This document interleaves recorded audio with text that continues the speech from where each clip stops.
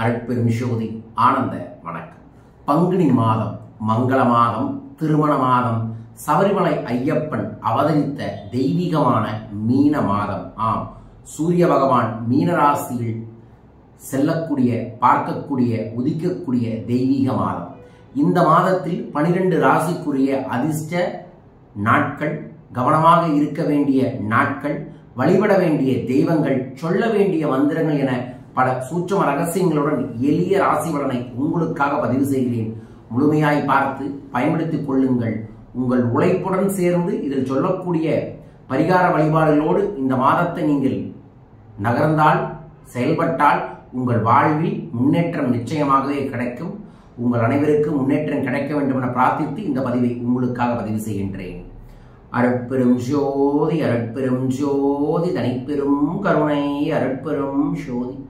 குருவே சரணம், குருவே துணை, குலதெய்வமே சரணம், குலதெய்வமே துணை, குபேரரே சரணம், குபேரரே துணை.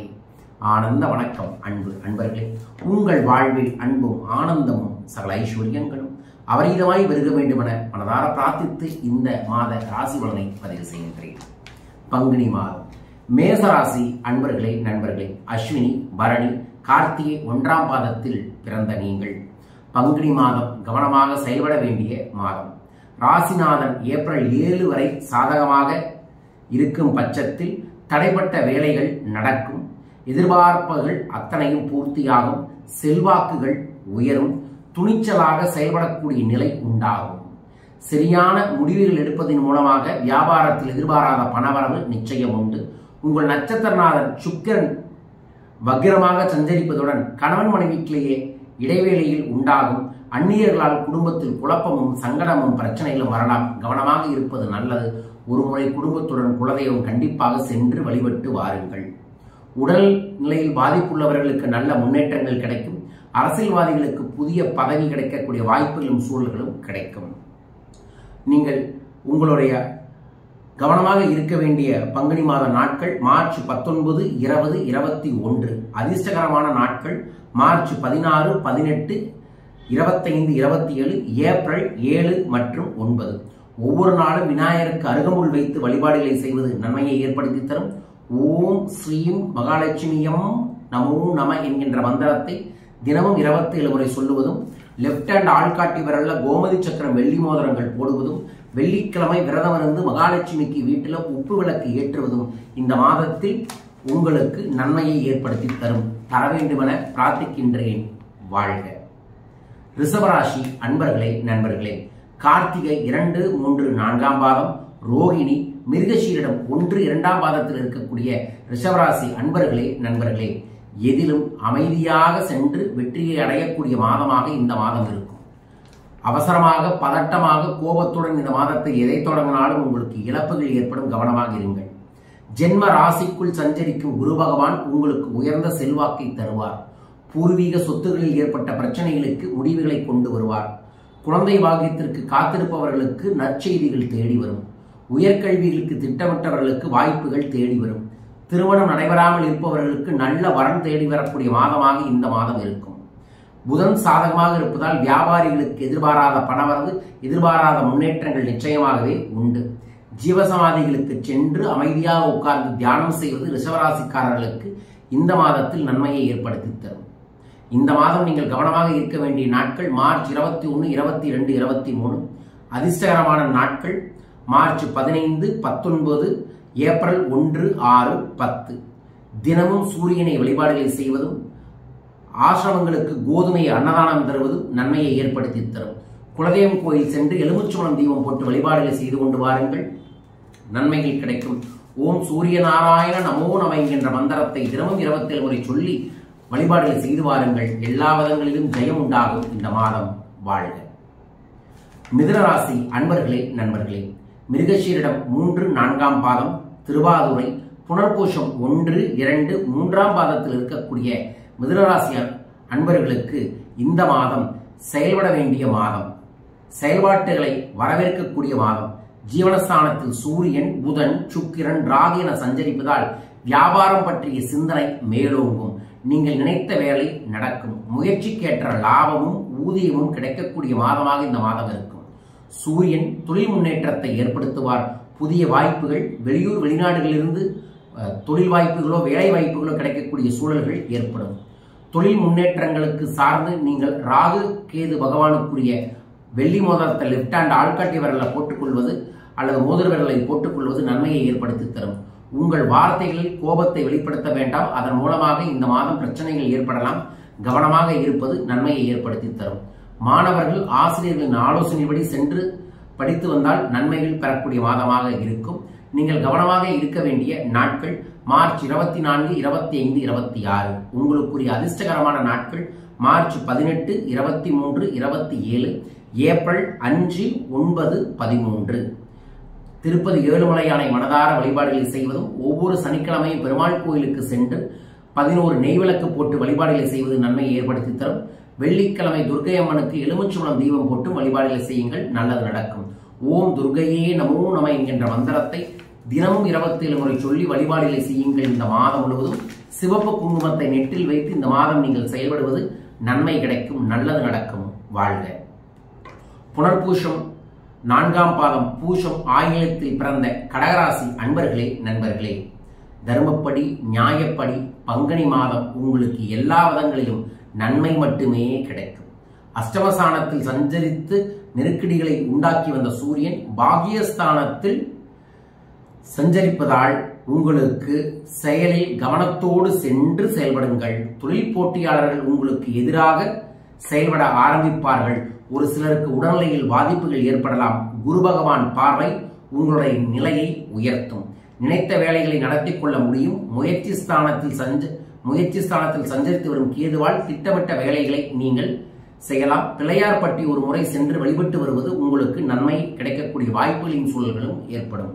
நீங்கள் கவனமாக இருக்க வேண்டிய நாட்கள் மார்ச் 26, 27, 28.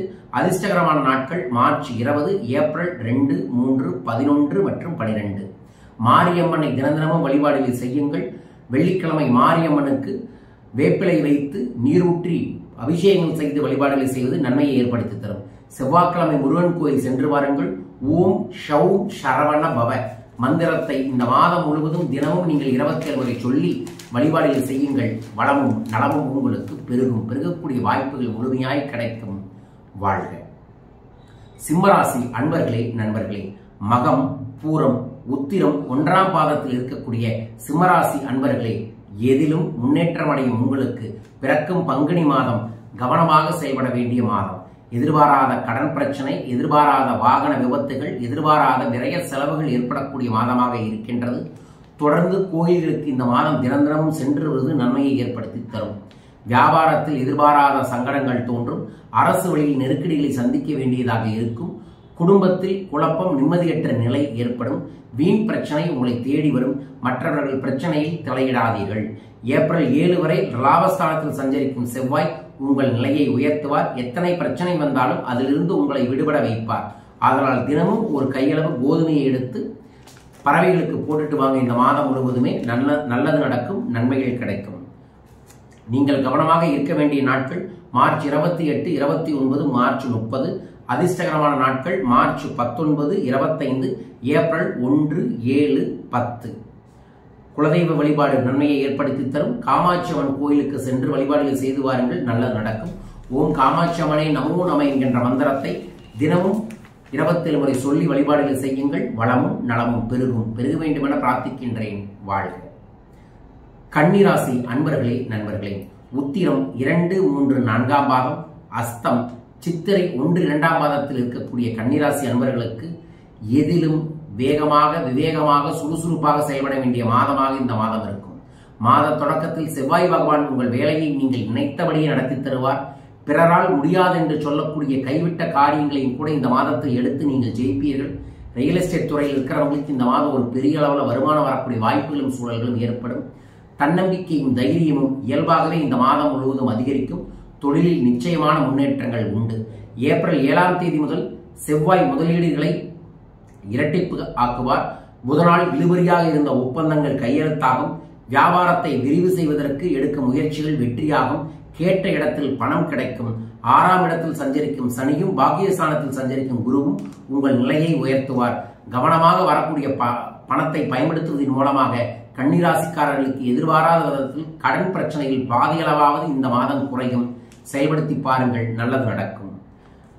நீங்கள் கவனமாக இருக்க வேண்டிய நாட்கள் மார்ச் 30, 31, ஏப்ரல் 1. உங்களுக்குரிய அதிர்ஷ்டகரமான நாட்கள் மார்ச் 23, 28, ஏப்ரல் 1, 5, 10.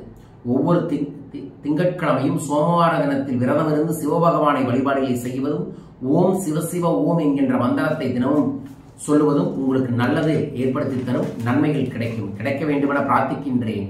வாழ்க. அருட்பெரும் ஜோதி. துலாம் ராசி அன்பர்களே, நண்பர்களே, சித்திரை 3, 4ஆம் பாதம், சுவாதி, விஷாகம் 1, 2, 3ஆம் பாதத்தில் இருக்கக்கூடிய துலாம் ராசி அன்பர்களுக்கு அதிர்ஷ்டமும் யோகமும் பணவரவும் செல்வ செழிப்பும் வியாபாரத்தில் அபிவிருத்தியும் ஏற்படக்கூடிய மாதமாக இந்த பங்குனி மாதம் உங்களுக்கு இருக்க போகிறது.